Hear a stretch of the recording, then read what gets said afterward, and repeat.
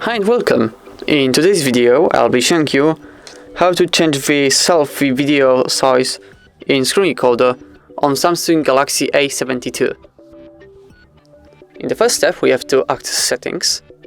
From there we have to choose advanced features, then go to screenshots and screen recorder, and at the very bottom, as you can see, there's an selfie video size option.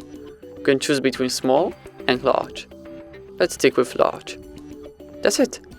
That's how you change selfie video size on screen recorder on Samsung Galaxy A72. Thank you so much for watching. Please leave a like on this video and subscribe to our YouTube channel. Goodbye and have a great day.